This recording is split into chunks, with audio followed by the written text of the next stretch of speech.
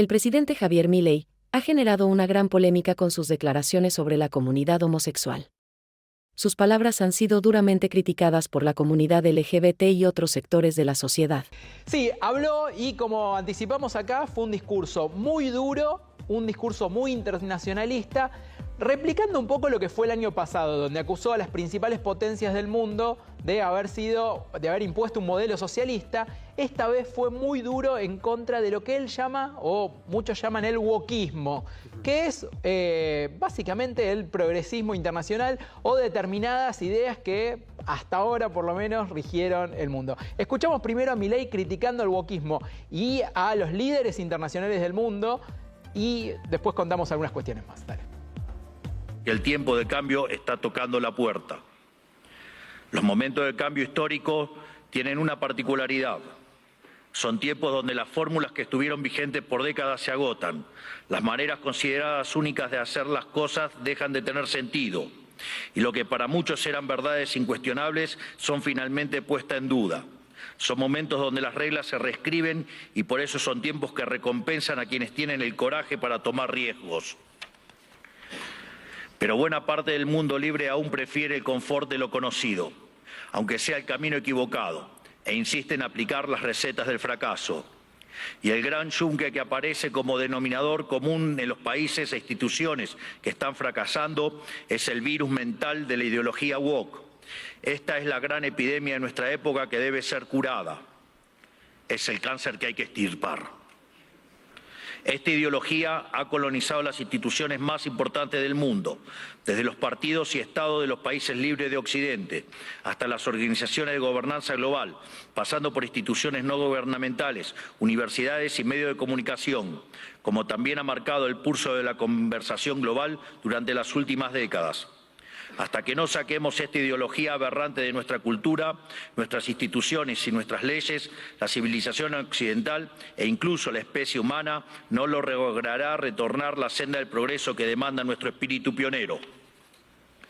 Es indispensable romper estas cadenas ideológicas si queremos dar un paso a una nueva era dorada. Por eso, hoy quiero dedicarle unos minutos a destruir esas cadenas. Y lo que me vas a preguntar, ¿qué es el wokismo? ¿Qué es el wokismo? ¿Qué es el wokismo? Bueno, es lo que Milei y un segmento político, catalogados como nuevas derechas, establecen como algunos lugares comunes que se generaron en Occidente. Esto es, por ejemplo, la igualdad social, que están en contra, lo que ellos llaman la ideología de género, están en contra de la homosexualidad, en contra de, por ejemplo, dicen que solo hay dos géneros, que es algo que planteó también Donald Trump en su discurso de Asunción. Claro. Están en contra del cambio climático.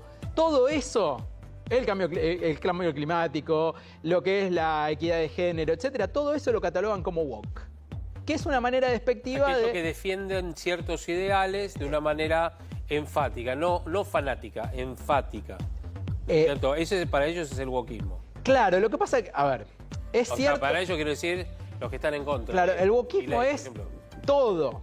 Es cierto que en muchos casos hay fanáticos, por ejemplo, reclamando en contra de las empresas que generan contaminación. Sí. Pero no todo ambientalista es el wokismo que plantea Milei. Claro. Milei plantea que todo ambientalista es ese wokismo. Sí. Lo mismo que con el tema de la igualdad de género o la perspectiva de género. Fue muy duro, fue muy directo y con el pensamiento del propio Milei, que es muy emparentado obviamente lo que piensa también, por ejemplo, entre otros, Trump. Exacto. Si quieres vamos a ver, por ejemplo, en este discurso que duró media hora, qué dijo Milei sobre los homosexuales. Si querés, lo escuchamos. Fue noticia en todo el mundo el caso de dos americanos homosexuales que enarbolando la bandera de la diversidad sexual y fueron condenados a 100 años de prisión por abusar y filmar a sus hijos adoptivos durante más de 2 años. Quiero ser claro que cuando digo abusos no es un eufemismo, porque en sus versiones más extremas la ideología de género constituye lisa y llanamente abuso infantil.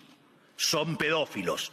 Por lo tanto, quiero saber quién avala esos comportamientos. Están dañando irreversiblemente a niños sanos mediante tratamientos hormonales y mutilaciones, como si un menor de 5 años pudiera prestar su consentimiento a semejante cosa. Y si ocurriera que su familia no está de acuerdo, siempre habrá agentes del Estado dispuestos a interceder en favor de lo que ellos llaman el interés del menor. Créanme que los escandalosos experimentos que hoy se realizan en nombre de esta ideología criminal serán condenados y comparados con aquellos ocurridos durante las épocas más oscuras de nuestra historia. Y cubriendo esta multitud de prácticas abyectas está el eterno victimismo, siempre dispuesto a disparar acusaciones de homofobia, transfobia y otros inventos cuyo único propósito es intentar callar a quienes denuncian este escándalo de que las autoridades nacionales e internacionales son cómplices. Bueno, un Milei claramente diciendo, hay un caso de homosexuales que cometieron abuso, por lo tanto, todo homosexual es potencialmente abusador. Eso es básicamente lo que acaba de decir el presidente Milei a la mañana. Después se puede hacer mil discusiones sobre cómo se implementaron los programas de educación sexual y un montón de otras cuestiones. Pero ojo con estas generalizaciones, porque en base a un caso saca la conclusión de que todo el universo gay, homosexual, trans es abusador. Eso es un discurso peligroso. Milei lo que dijo también en la mañana de hoy es justamente la imposición de ideas, ¿no? En contra de la imposición de ideas vinculadas a esta cuestión de la diversidad de género y demás, ¿no? Dijo, algunos lo utilizaron como una herramienta política o hasta económica, porque con eso también lucraron. Exactamente. Sí, puede haber algún sector que lo haya usado, eso es cierto, y es válida la discusión. En ese punto es válido. El problema es la generalización. Hay otro tramo del discurso, no sé si lo tenemos, para que sigue profundizando sobre este tema de las ideas radicalizadas. A ver. Feminismo, diversidad, inclusión, equidad, inmigración, aborto, ecologismo, ideología de género, entre otros, son cabezas de una misma criatura cuyo fin es justificar el avance del Estado mediante la apropiación y distorsión de causas nobles. Veamos algunas. El feminismo radical es una distorsión del concepto de igualdad. Y aún en su versión más benévola es redundante, ya que la igualdad ante la ley ya existe en Occidente. Todo lo demás es búsqueda de privilegios, que es lo que el feminismo radical realmente pretende, poniendo a una mitad de la población en contra de la otra cuando deberían estar del mismo lado. Llegamos incluso al punto de normalizar que en muchos países supuestamente civilizados, si uno mata a la mujer se llama femicidio, y eso conlleva una pena más grave que si uno mata a un hombre solo por el sexo de la víctima, legalizando de hecho que la vida de una mujer vale más que la de un hombre, enarbolando la bandera de la brecha salarial de género, pero cuando uno mira los datos es evidente que no hay desigualdad para una misma tarea, sino que la mayoría de los hombres tienden a profesiones mejor pagas que la mayoría de las mujeres. Sin embargo, no se quejan de que la mayoría de los presos son hombres, ni que la mayoría de los plomeros son hombres, ni que la mayoría de las víctimas de robo o asesinato son hombres, y ni que hablar de la mayoría de las personas que murieron en guerras. Pero si uno plantea estas cuestiones desde los medios de comunicación o incluso desde este foro, nos tildan de misóginos, solo por el hecho de defender un principio elemental de la democracia moderna y el Estado de Derecho, que es la igualdad ante la ley. Y los datos. Más allá de lo que está diciendo, hay un contexto político. Milei fue, dice él, en soledad a criticar determinadas ideas y valores el año pasado y esta vez se siente acompañado. Por eso deja de lado el discurso netamente económico y hace un planteo muchísimo más filosófico, mucho más social. Y esta vez, dice Milei, y lo dijo en su discurso, primero, llega con el aval de haber logrado resultados en la Argentina. Cosa que en muchos casos se decía, este presidente sin diputados, sin senadores, sin gobernadores, etcétera, no va a durar ni 2 meses. Llega con ese aval y eso le permite mostrar que es el abanderado de este cambio social que él impulsa. Y la otra cuestión es que, a diferencia de lo que pasó el año pasado, esta vez llega con ciertos avales internacionales. El aval de Elon Musk, el aval de algunos otros líderes empresariales y del propio Donald Trump, que hoy asume como presidente de la mayor potencia del mundo con ideas similares a las de él. Tal cual. Hay algo que ha dicho Milei en el día de hoy, también resuena, ¿no? La diferencia entre que un hombre mate a una mujer, y eso es femicidio, la condena esa perpetua, a que una mujer mate a un hombre. También vamos a analizar esto ahora con la liga, pero quiero decir algo. Llegamos al punto de justamente considerarlo femicida y a perpetua por la cantidad de mujeres que eran asesinadas por los hombres. Es decir, y no es solamente en la Argentina, en mucha parte del mundo. Tal cual. Pero la Argentina venía atrasada en esa cuestión, no tomaba una resolución en ese sentido. Hay un montón de mujeres que fueron asesinadas por los hombres por esa diferencia de fuerzas, fundamentalmente, entre otras cosas, pero la diferencia de fuerza obvia y evidente. Que hay mujeres que matan a sus maridos o a sus parejas o a un vecino, sí pasa, ocurre. Por supuesto que sí, pero son los menos casos. Y hay centenas y centenas de mujeres que acá en Argentina fueron asesinadas por su condición de mujer, ¿sí? Y porque la mujer no podía oponerle una resistencia por la diferencia justamente de fuerzas, entre otras cuestiones. Ahora, ¿la condena es distinta, Analía, claro, para un caso y para el otro? Claro, la violencia de género como tal no es un delito, ¿no? Recordemos siempre esto, que es importante. Pero sí actúa como un agravante en el caso de, por ejemplo, un homicidio, porque justamente se actuó utilizando violencia de género. ¿Y por qué? Esto no es casual, no es caprichoso. Claramente, como vos lo indicabas, Javi, durante muchísimos años las mujeres no teníamos los mismos derechos que los hombres. Partiendo de esa base, se creó una cultura absolutamente patriarcal, machista, que eso lo demuestran las estadísticas, en el cual el hombre pensaba que la mujer era su objeto, y por eso los abusos, y justamente esos abusos se hacían por la vulnerabilidad de la mujer con respecto al hombre, que aún hoy existe, porque hoy las estadísticas vemos que obviamente son más las mujeres asesinadas por hombres que los hombres asesinados por las mujeres, hasta por un tema físico, te diría, que claramente hay abusos en ese sentido. Entonces, a ver, yo entiendo que Milei hable del wokismo y hable de estos abusos que a veces se generan cuando, por ejemplo, dos homosexuales cometen un delito y enseguida vienen a decir, no, bueno, porque es homosexual, entonces sos homofóbico y entonces estás condenándolo por esto. Esos son excesos, por eso él habla de wokismo de una manera despectiva, porque utilizan a estas cuestiones progresistas para beneficio del delincuente. Los delincuentes no pueden ser homosexuales, pueden ser mujeres, digamos, pero no nos olvidemos, o sea, no estoy de acuerdo en decir que la violencia de género como tal no debería estar, porque lamentablemente los números, los datos indican que la mujer hoy es más vulnerable aún que el hombre, que claramente esto es así, no es algo ni siquiera de Argentina, trasciende nuestro país, y que es necesario que sea un agravante.